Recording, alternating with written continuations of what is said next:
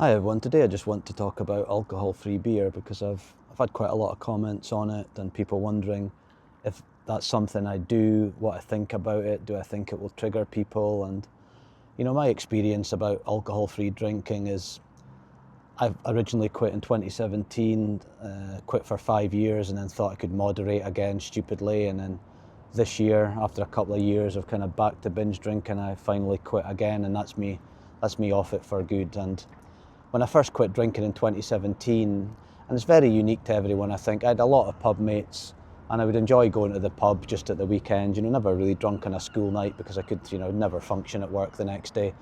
But I'd be there at the weekends and I just kind of still wanted to be part of the crew. Just I would go up still after work, maybe on Sundays, and buy an alcohol-free beer. And back then all you could get was Erdinger. It was just like toilet water, honestly. I have no idea why I drank it.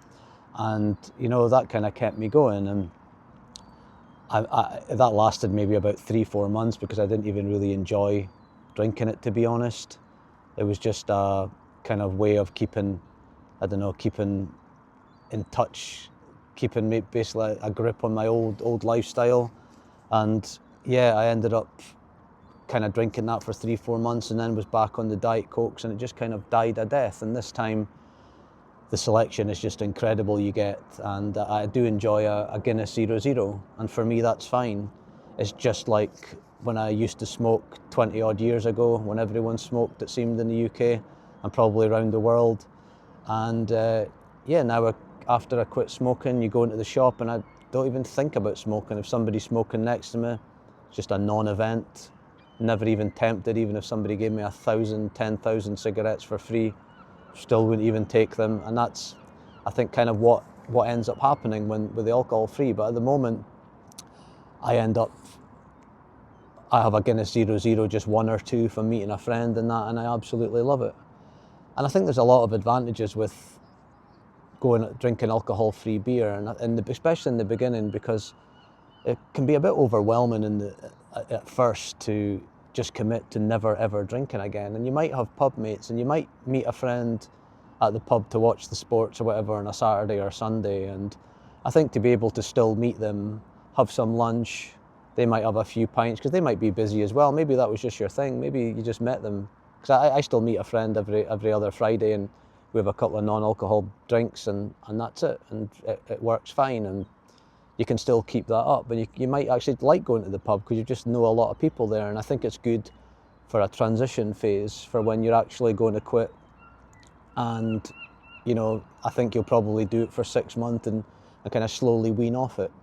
And it's also great for parties, the weddings and funerals, etc., and birthday parties. I mean, it's great to get your car and take your car, and nobody will really bother you. I remember going to my mate's wedding about the first time I quit, would have been 2018, I think, maybe, and I was just drinking non-alcohol beer, and they wouldn't believe the amount of people the next day asked me how the hangover was when I was down for breakfast, because people just don't even really assume, and people don't even suspect that you're not drinking. But it's really a good way of, just like I say, in the beginning, it's hard when you go. I had a few people at that wedding that knew I wasn't drinking, and people were saying, I can't believe you're not drinking, it's a wedding, and I'm thinking, well, there's 100 odd other people drinking, why was it such a big deal for me? But it can be a lot of pressure, So I think with regards to kind of that first transition period, it's really, really good.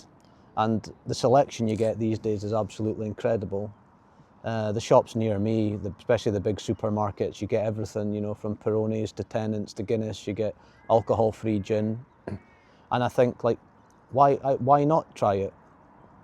Like, why do you need to really go cold turkey in the beginning if you think that alcohol-free drink's going to tempt you?